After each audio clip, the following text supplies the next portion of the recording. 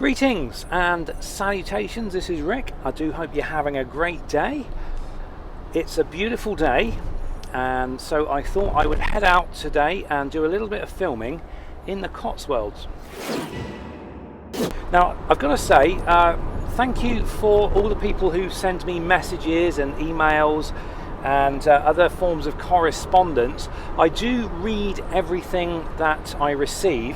Unfortunately, it's not always possible for me to reply to it, simply because it takes me ages to write replies back to people, and if I were to do that, I wouldn't be able to do anything else during my day. So I had to be very selective about which ones I reply to. Now, I do get an awful lot of people asking me questions about some of the topics and the subjects that I've covered in previous videos over the last sort of 10 years. I do get an awful lot of apothecary questions regarding the herbalism, and unfortunately that's something I gave up in about 2009, and that was so many years ago, and I've pretty much forgotten an awful lot of what I learned. So I can't really answer questions anymore about the herbalism with any sort of degree of authority. Same also goes for the telescope. I get loads and loads of people asking me about specific questions on the telescope. Probably 90% of all the correspondence I get regarding astronomy and astrophotography and the telescope is what equipment to buy, and it's an incredibly difficult thing to answer, because you really need to know what it is you're trying to achieve before you can even attempt to answer that question. But also, buying a telescope is a very individual thing, and I would hate to sort of recommend something to someone and it not be right for them. And again, I'm just not knowledgeable enough to give that kind of information. So I would recommend, if you've got in touch with me in the past about what telescope equipment to get, the best thing you can do, and this is one of the things I did, was to ring up a telescope specialist shop and have a good long conversation with them, and just let them know, what your budget is, what it is you're hoping to achieve, and they will be able to advise you a lot better than I can. Right, I'm out here in the Cotswolds now, and I've got the camera on the roof, which I'm recording. I've got a monitor here, well, it's basically my phone, that's showing it's all okay. I completely forgot that there's a link between, there's a Wi-Fi link on the GoPro Hero 4, which means that I can control it from in here without having to climb up there and hit the record button, which is kind of good. Makes life easier. And also, if I end up with a big fly or something splatting on the screen, I'll be able to see it, unlike last time where I drove around for hours with this big splat over the lens, and I ended up with about 2 hours worth of blurry footage that was completely useless. So hopefully that's not going to happen this time. In fact, I'm getting some really good footage, and this beautiful blue sky is showing up really, really well, along with these greens as well. Now, apologies for not having made a video for quite a while. I just basically haven't had a huge amount to make videos on, and I tend not to make videos for the sake of making them. I think they can be quite tedious, sort of making them, and also if I've got nothing to talk about, then what's the point of making a video? I really don't like this sort of video making for the sake of it. So today, obviously, I'm doing something a little bit interesting, so I thought I'd put the camera on, and hopefully we'll see what's what and see if anything sort of good comes from it. Let's go down here. Don't think I've been down here before.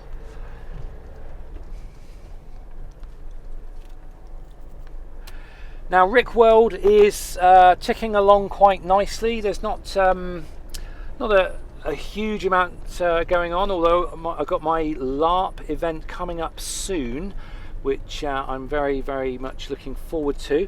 A lot of things have happened in the development of my game so far. Originally I was going to be a retainer to the house, which is like a general servant, but I've actually been snapped up by one of the house members as their personal as a personal retainer. But it also happens this is a girl who's she's also an artisan like my character is, so it kind of made sense that we sort of team up and combine our efforts, and that means I get to learn the game sort of first hand. But also I get to play the role of the retainer, which is kind of, I'm hoping I'm going to have some fun with that. So basically I'm going to be almost like her personal servant and butler, if you like, or butler's not the right word, but hopefully I can have some fun with that. That should be good. She's not actually a noble yet, but she's a noble in training. She's actually doing her test of mettle. But I'm hoping that she will get her nobleship, or whatever the expression is, quite soon. She has to do this test of mettle, and then once she passes, she becomes noble.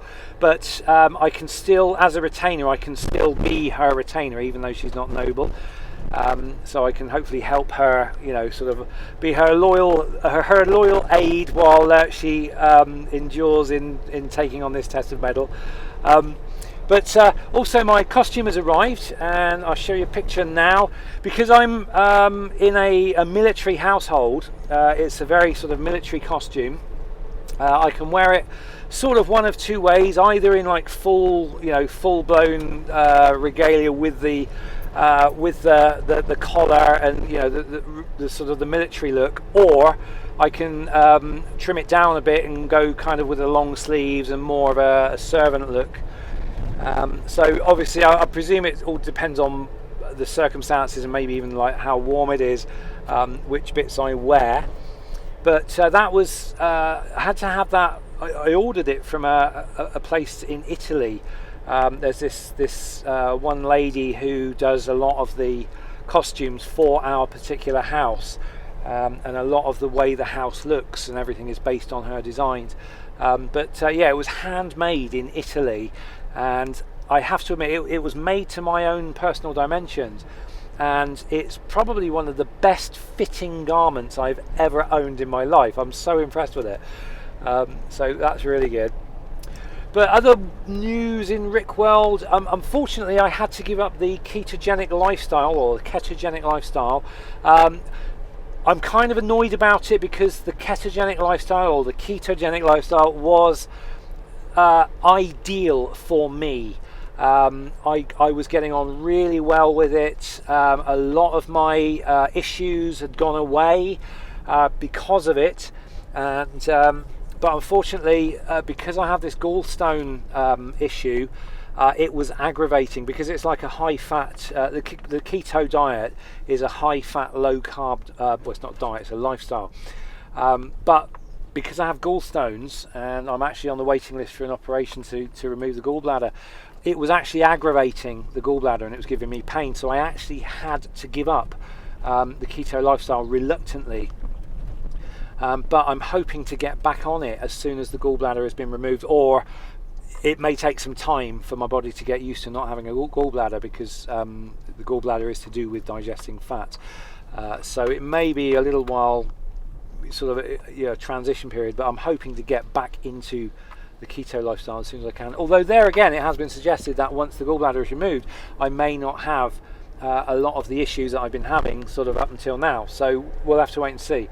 But as soon as I've gone back to eating carbohydrate-rich foods, unfortunately, all of my symptoms and issues and digestive troubles and everything have all come back again, and it's really, really rather frustrating. And I've also put on another, like a load of weight. Well, not a load of weight. I put on about half a stone again, which is completely normal. Look at this. This is great. Fantastic. That's quite a lot of water, actually. Last time I went past there, it was just a bit of a trickle. But yeah, so where am I going? I need to figure out where I'm going. Let's go to Lower Chedworth, which is this way. But yeah, we'll just kind of have to wait and see on that. But yeah, when you give up the keto diet and you go back to eating carbohydrates, your body starts to retain water again. And as soon as I went back to eating carbs, within a week I was half a stone heavier again. and that's because my body is now retaining more water. And the problem is, on keto, you are never hungry. It's fantastic. You can literally go through one meal a day and just not be hungry at all, and not even crave foods or anything like that. It's wonderful. And as soon as I've gone back to non-keto foods, within a week I'm having to eat 3 meals a day again. I wouldn't say I'm hungry all the time, but I'm thinking about food a lot more. My portion sizes have gone up because on keto, again, the food you eat is very satiating and you don't need a lot of it. But with non-keto foods, for some reason you need to eat more, and you eat more, and it's just not as good as keto for me personally. I mean, it's different for everyone, but for me, I found my golden goose, if you like. I found my, for want of a better a metaphor, I found my perfect way of eating. But unfortunately, I'm going to have to wait until the gallbladder's removed, which could be another 4 months away. But yeah, at the moment I'm driving around. I've got the camera on the roof, just filming lots of these little streets and these lovely little places, because I'm going to be doing another video for people on treadmills and sort of exercise machine. I did 2 videos before where I literally did this and recorded the streets and everything, and I put it up as like virtual scenery for exercise machines. And the videos, I mean, it didn't get many views, but people seem to like them, and so I thought, okay, well, I'll make a fresh one. But what I am going to do is I'm going to set my sat nav to take me back to Bybury. I'm going to go to my favourites, Arlington Row, and I'm going to go the shortest route, and that should take me 20 minutes. There we go, done. And it's going to make me go down this road here, I think. So let's make sure there's nothing around. No, we're good. Okay. So the route from Chedworth to Arlington Row is quite scenic, although I do have to cross a main road, which can be a little bit hairy because it's right on a bend.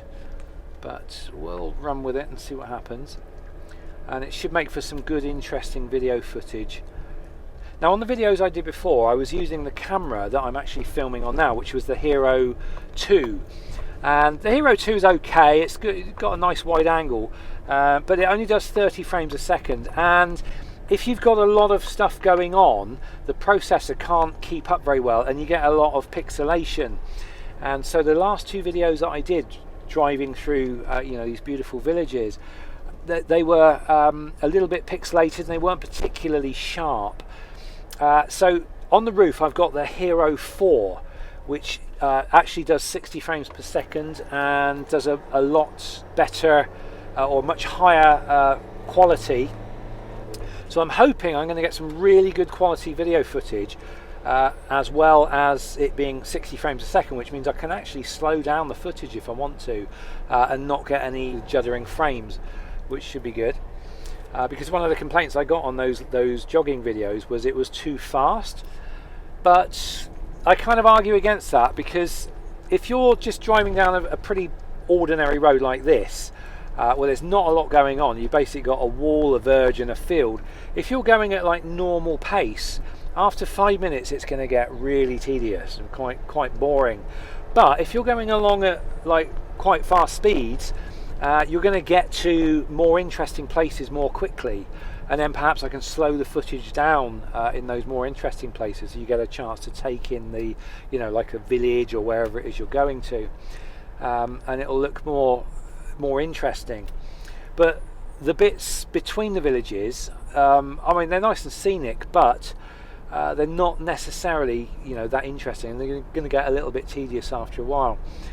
That's the thinking I've got going on with this, this treadmill type videos that I'm going to be making, hopefully from this footage.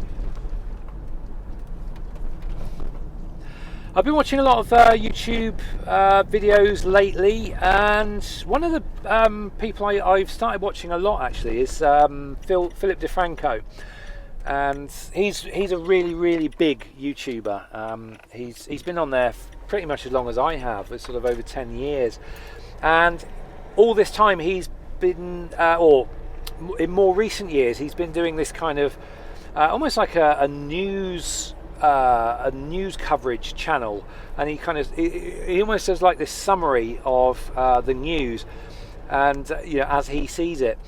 But unfortunately, the last video he put up, it was a bit sad, really. He's basically having all sorts of issues with YouTube, and these new this new advertiser friendly campaign that they're doing. They're basically trying to stop any non-advertiser friendly content from being monetized, and Philip DeFranco's channel is among those channels that are getting penalized. And what he's finding is anything where he talks about anything even slightly controversial, which is all the time in sort of news related material, that YouTube are throttling back on the way his video is being distributed and advertised, which basically means that he's not getting anywhere near as many viewers on any videos where he's talking about like controversial stuff, compared to the videos where he's not. So it's a little bit frustrating for him, and I think he's talking about going elsewhere now. He's actually, I think at some point he may end up throwing in the towel with YouTube, which is not good, because he's kind of one of the channels I put on while I'm making my tea. That's quite it's quite a good little channel. But fortunately, it hasn't affected me. This whole YouTube thing. I think there's an algorithm, a new algorithm that's basically going through all of the content of YouTube, and anything even slightly controversial, it's basically pulling the ability for that video to be monetized. And I think I'm okay on my channel, because I don't really do a lot of sort of controversial stuff. Most of mine's pretty mundane sort of vloggy stuff, and none of it's sort of controversial or anything like that. And same goes for my main channel, the big channel, the Honest Guys channel. That's all pretty user friendly stuff, so I don't think there's going to be any issues with that. But it is, I can imagine how frustrating it is, especially if you've built up a really big following and kind of made your livelihood on doing these YouTube channels, and then all of a sudden YouTube are moving the goalposts.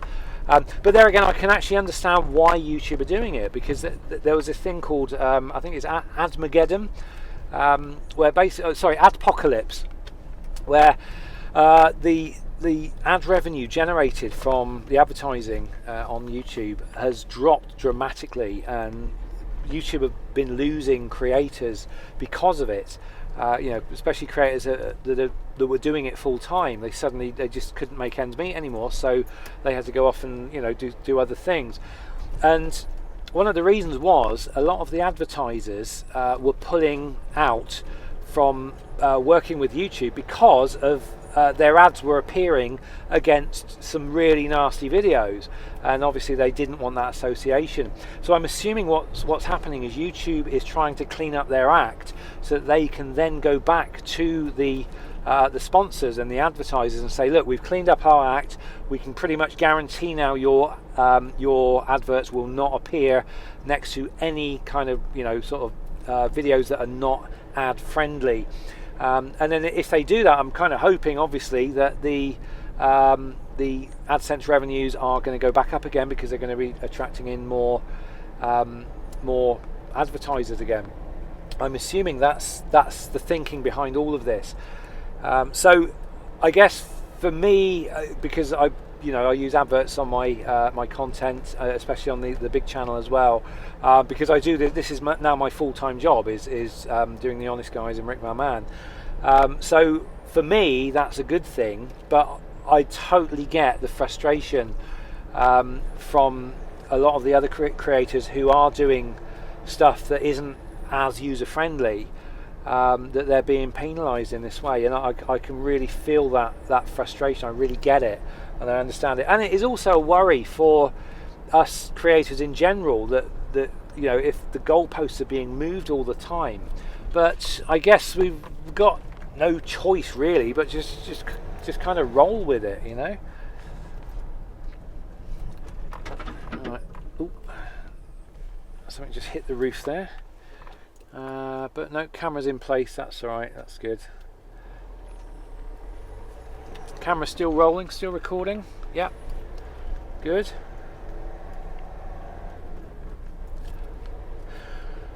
But anyway, moving on.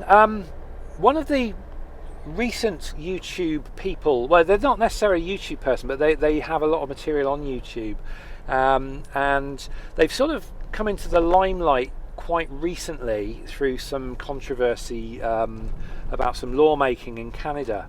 Are you going to pull out in front of me? No, you're not. Good, thank you.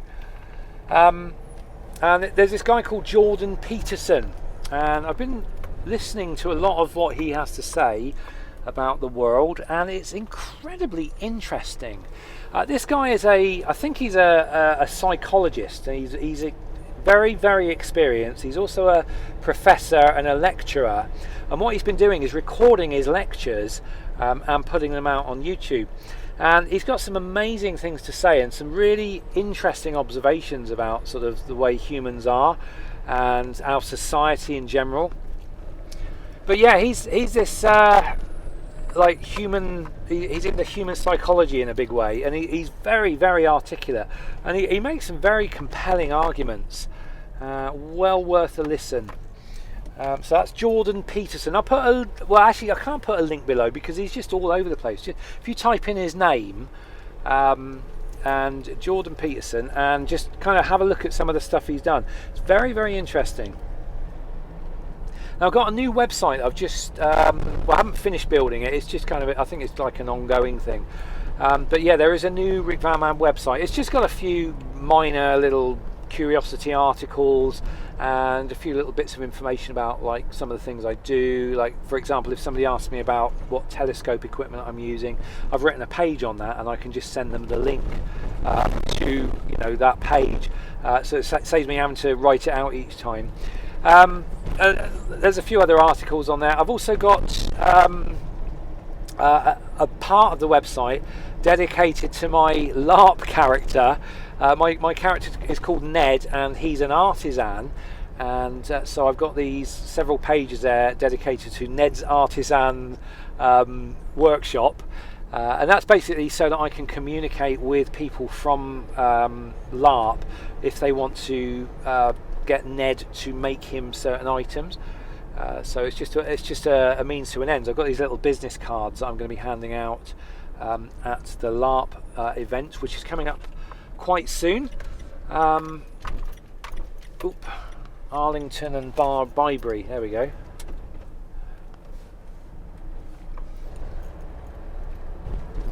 So anyway, getting plenty of nice footage here. This blue sky looks fantastic. Look, one of the great things about the Hero 4, using it up on the roof, compared to the Hero 2, which you're being filmed on, it's got a much greater dynamic range as far as the contrast goes. So I'm getting nice blue sky, but also getting lots of detail from the ground. Whereas if I'd have filmed it with the Hero 2, I'd have been getting lots of detail from the ground, but I would have got a whited out. What's the right word for that? I'd have got a pure white sky. Because it couldn't handle, the Hero 2 can't handle the contrast as well as the Hero 4 can. So I'm really hoping I'm going to get some nice high quality footage from doing this. Right, we're now in Bybury, and there's Arlington Row up front. It's quite busy. Get a sunny day look, and everybody comes out. I don't know if school's out or not. I can't see any kids, so it must be just retired folks and people not working coming to visit. There's a van just like mine there. That's a stumpy little one. Yeah, there's Arlington Row over there. That's very, very scenic. There's all sorts of history behind that, I think. That's about as Cotswoldy as it gets, Arlington Row. very, very pretty houses. I'll see if I can pull a photo from Wiki and show you now.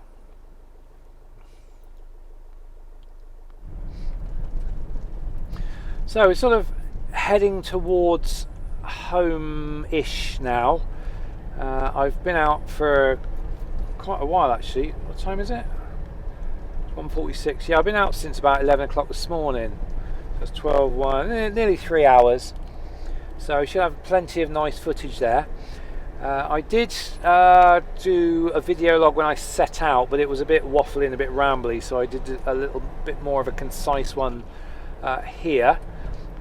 I think we've got a little bit more nice scenery and nice footage before we fully leave the Cotswolds, and then at that point I'll probably end up taking the camera down and then just driving home. Now, one thing did happen the other week, which was totally amazing.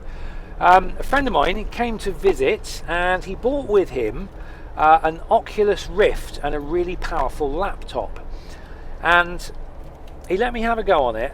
And you've probably heard of Google Maps and Street View, which is pretty amazing in itself, to be honest. You basically can go pretty much anywhere in the world and literally stand on a street and see all around you. It's quite a phenomenal thing that they've done. But they now have it in virtual reality. They actually have Google Maps VR, and I actually had a go of this on the Oculus Rift on my mate's computer, and it was amazing. It completely blew me away, because not only can you like fly over the world like Superman, you actually, if you fly down in among the towns are not just flat photographs. They've augmented them into 3D. So you can say, for example, fly around London. You literally float over London like Superman. It's just amazing. But all of the buildings are there, and you can go right up to the buildings. You can like land on the buildings or fly through them even. But I was actually flying over my own hometown, over my own house, and it was, the only way I can describe it, was, although I was standing in my living room, it felt like I was standing in like a model village. But this model village could be almost anywhere in the world, and it's an actual photograph representation. So I was literally standing. Having trouble connecting to the internet? Take a look at the help section in your Alexa app. Okay, yeah, I'll try fitting Alexa, but I'm having issues with it. So yeah, I was actually flying over my own house and my own street, and there was actually my van in the car park out the front. And it was just unbelievable. I literally landed on the ground next to my van, and it was incredible. And I spent all of my time on this Oculus Rift actually wandering around some of the little streets and backwaters of Japan, because Japan is really high on my list of places that I want to visit. And at the moment, because I don't travel well, that's not doable for me. But I was able to kind of visit there virtually, and it actually felt like I was sort of about 80% there. It was so good. And if you go into the actual street view itself, the street view is in 360 degrees. So you're standing in a photograph in your living room, but you're there, you're actually in the street, and you look, as you look around, as you move your head around, it all moves around. So it's literally like being there.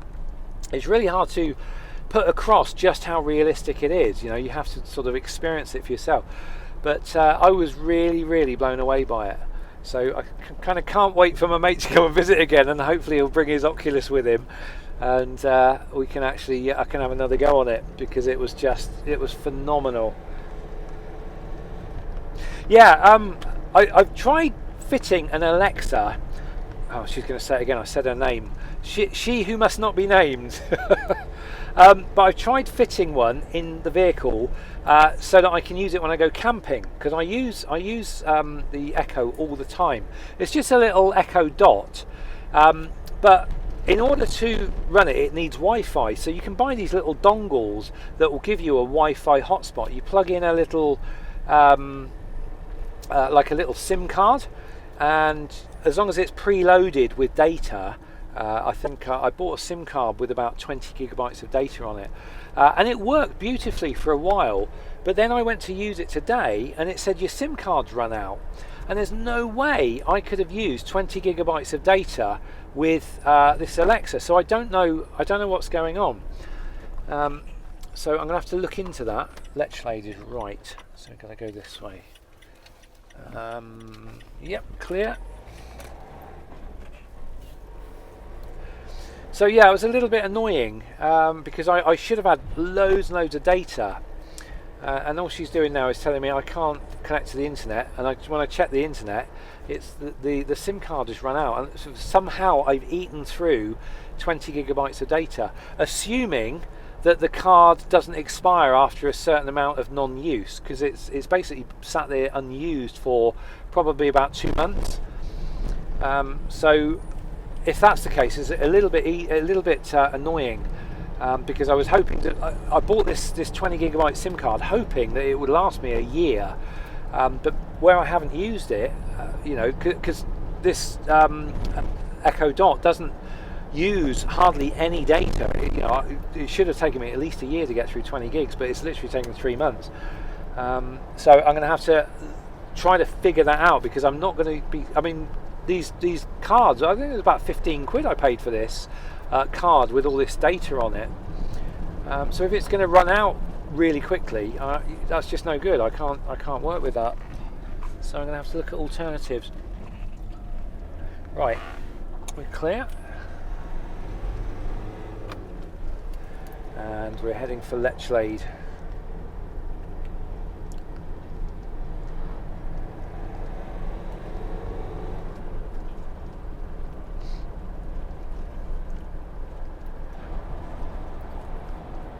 But going back to this Oculus Rift, one of the things I did do while I was in Japan, I went and had a look at the Fukushima Daiichi power plant, and that was the one that blew up.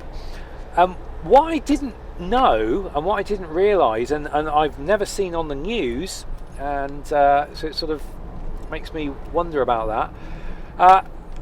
Where you've got the actual power plant, within probably about a 20-mile radius, every single town and settlement has been completely abandoned. And obviously at some point they've gone in and sent the Google car in, and they've driven around all of these places, and there is literally town after town after town where all of the houses are completely, they've all got these railings going across their driveways, and they are completely abandoned. And it was quite eerie watching these photographs. You can actually stand in street view in full 360 degrees, like you're standing in the street, and all of the houses had been completely overtaken by nature. And it was so sad. There were these beautiful Japanese traditional houses with these amazing gardens that had been completely abandoned. And some of them, the roofs had actually started to sort of half cave in. Other more modern houses, also, big plots of land. They had these amazing gardens, but all the gardens had completely overgrown. Where they had these, what were originally pristine driveways, loads and loads of plants and trees and vegetation were all growing up through the tarmac of these driveways. It was just so surreal.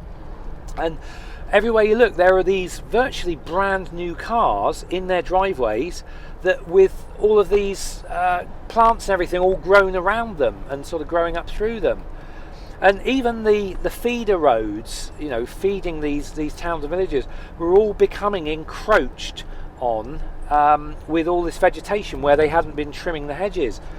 And it was just an incredible thing to see, and it just went on for town after town after town. And I'd imagine you can actually see that in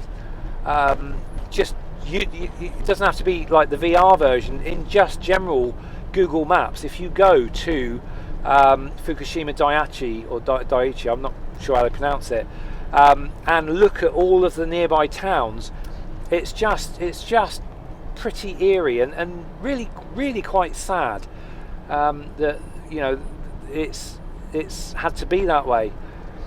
But yeah, it was a real eye-opener, and like I say, for so far out from this power station, everywhere completely abandoned. I don't recall seeing or hearing about any of that on the news. It's just, you know, it really stuck with me, you know, when I saw this. How people, it was kind of like Chernobyl all over again, you know, that town where just everything was abandoned. It's almost become this almost like time capsule from that time where everybody just dropped everything and ran. It's the same for all the towns surrounding Fukushima. Just remarkable.